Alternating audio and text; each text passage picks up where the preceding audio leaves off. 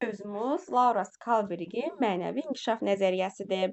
Deməli, müəllimlər, bu nəzəriyyənin 3 əsas səviyyəsi və hər səviyyənin 2 mərhələsi var.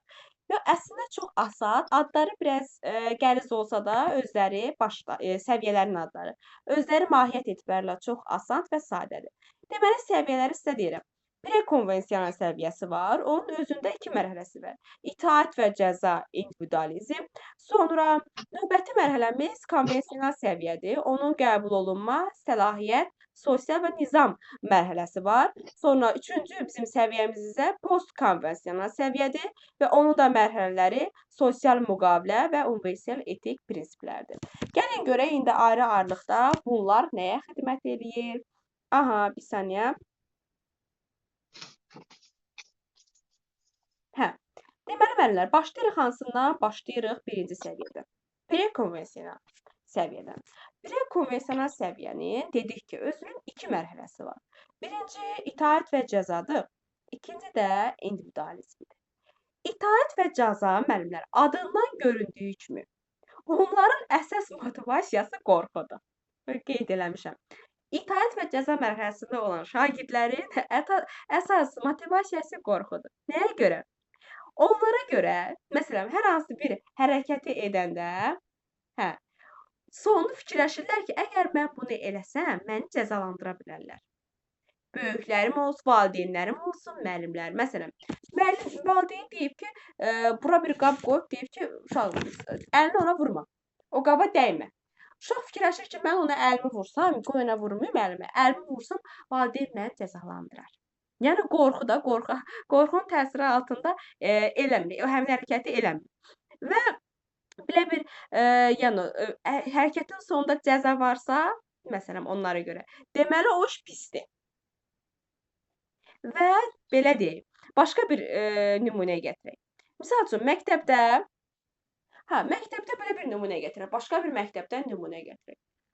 Sinifdə müəllim deyir ki, uşaqlar, bir-birinizdən köçürsəz, cəzası olacaq ki, məsələn, kim kimdən köçürürsə, hətta köçürəni demirəm, köçürülən şəxs belə qiyməti aşağı düşəcək. Aha, deməli, uşaq qoymur ki, ondan kimsə köçürsün, çünki bilir ki, müəllim üstü açılsa, onun da qiymətini aşağı salacaq. Cəzadan qorxur, yekundakı cəzadan. Ona görə itaət edir. Görürsünüz, cəzadan qorxduğuna görə itaət edir. Bu oldu bizim itaət və cəza mərhələmiz. Növbəti mərhələmiz individualizmdir. İndividualizmdə mahiyyəti şəxsi maraqdır. Şəxsi maraq necə şəxsi maraq? Bax, misal üçün, Yaşar müəllim testdə harca səhv edir. İbrahim müəllim fikirləşir ki, qoy mən Yaşar müəllimə kömək edeyim. Bəlkə hardasa mən də səhv eləyərəm, çətinlik çəkərəm. Yaşar müəllim də mənə kömək eləyər. Yəni, özü fikirləşir, Yaşar müəllim fikirləşmir.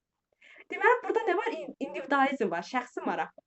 Eləcə də uşaqlar arasında. Məsələn, görür ki, uşaqlar dostu digərindən dalaşır. Gedir ona deyir ki, qoy gedib kömək eləyim mən dostuma. Səhərsi gün mən kimdənsə çətinə düşərəm, dara düşərəm, problem yaşayaram, qoy o da səhərsi gün o mənə kömək eləsin. Yəni, yenə özün fikirləşir, şəxsi marağına. Bu da olur bizim hansı mərhələmiz? İndividualizm mərhələmiz. Daha sonra ikinci səviyyəmiz konvensional səviyyədir. Konvensional səviyyənin də, müəllimlər, özünün 2 mərhələsi var. Birinci mərhələ qəbul olunmadır. Növbəti mərhələ isə səlahiyyət, sosial nizamı qorumaqdır. Qəbul olunma nədir? Qəbul olunma odur ki, cəmiyyət tərəfindən, yəni bu insanın beynindən, insanlar var da, aramızda çoxdur. Cəmiyyət fikri çıxmır. Yəni, mən bunu eləsəm, cəmiyyət mənə nə deyər? Ətrafdakılar mənə nə deyər? Qoy mənə yaxşı desin, qoy mənə pis deməsinlər. Bax, misal üçün, tutaq ki, uşaq oturubdu metroda, gedirlər, görür ki, yaşlı bir qadın durub bunun başı üstə. Fikirləşir ki, qoy mən durum buna yer verim, bu otursun, qoy hamı mənə qıraqdakılar desin ki, bu nə yaxşı uşaqdır, bu nə yaxşı oğlandır, bu nə yaxşı qızdır.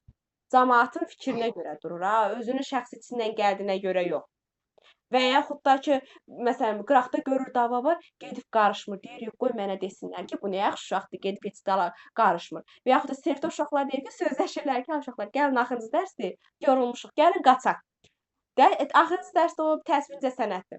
Hə, deyir ki, ay uşaqlar, gəlin hamımız qaçaq. İkisi də gəlin bir dəfə bir səhv eləyək. Uşaqlar hamısı qaçır, uşağın biri qaçmır ki, qoy müəllimlər mənə desinlər ki, bu nə ağıllı uşaqdır. Hamısı qaçır, bu qaçmayıb. Bax belə bir şey. Hamı tərəfindən qoy desinlər ki, bu nə yaxşı ağıllı uşaqdır. Bu nə yaxşı ağıllı qızdır və ya oğlan. Yəni cəmiyyətin fikri bunun üçün mərkəzdə durur, önəmlidir. Bu olur qəbul olunmaq. Özünə yəni ətrafa qəbul edilməkdən ötürü özü kimi olmur da, başqası ürəyin istədiyi, içindən gəldiyi kimi eləmir. Başqası qıraqın istədikləri kimi hərəkət edir. Bu qəbul olunmadır.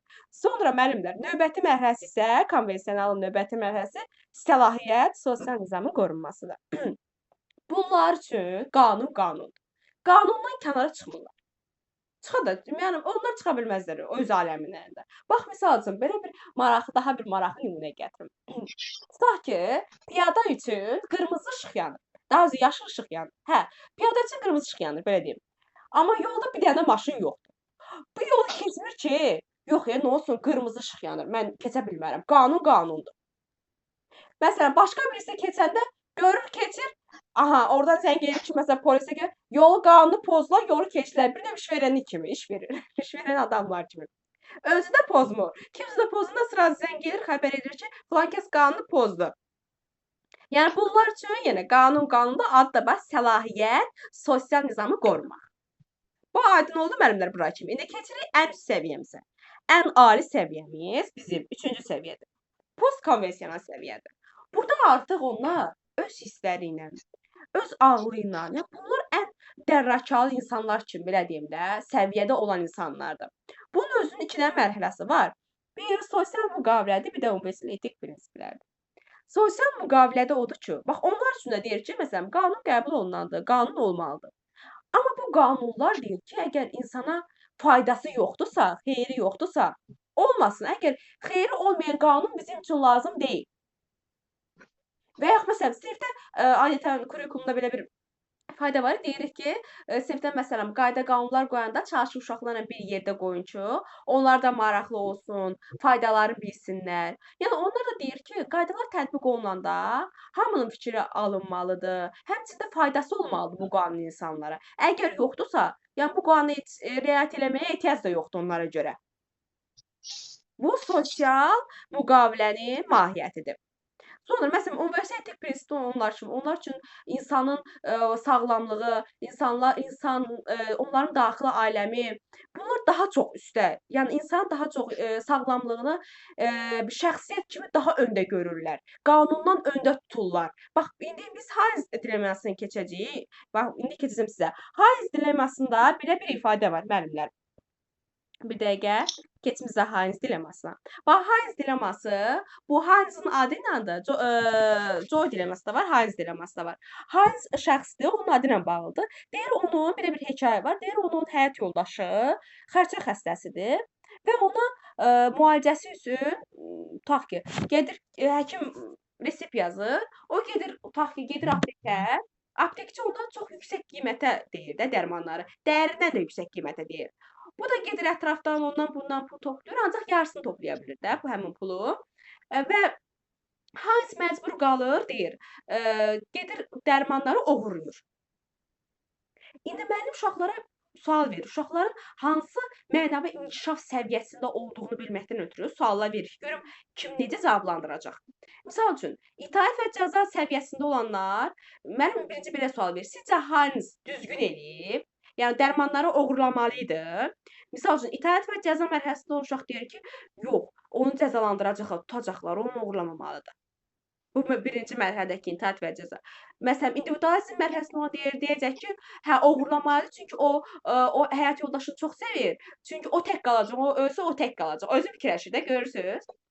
Yəni orada deyir ki, yəni özü fikirləşir ki, onun həyat yoldaşı ölsə, demir həyat yoldaşına xeyri falan. Onun Hayes fikirləşir ki, yəni həyat yoldaşı ölsə, Hayes tək qalacaq. Ona görə hə oğurlamalıdır. Bu individualizm mərhələsində olan. Sonra məsələn, bu qəbul olma mərhələsi. Konvensional səviyyəsində qəbul olma mərhələsində olan uşaq deyir ki, və cəmiyyət ona nə deyəcək? Hamı onu pisləyəcək ki, o oğrudur. Yox, oğurlamamalıydı.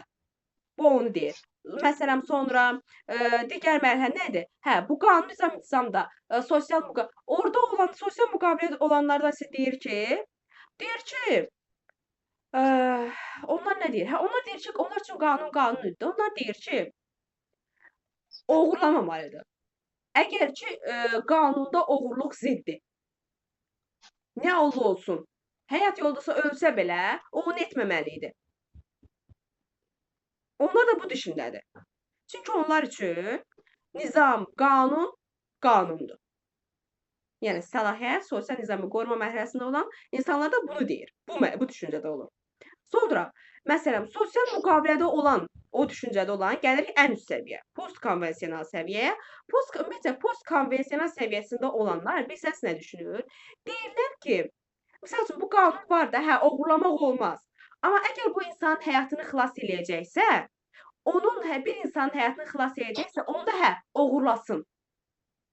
Onlar üçün yenə deyirəm, onlar da qanun tərəfdir. Amma deyir ki, axı burada bu qanuna riayət eləsə insan öləcək axı, insan itkisi baş verəcək.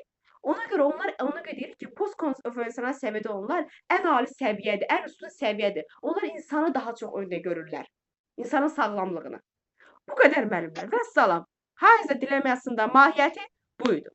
Bir də müəllimin də burada əsas mahiyyəti odur ki, müəllim uşaqlara bir növ istiqamət verməlidir.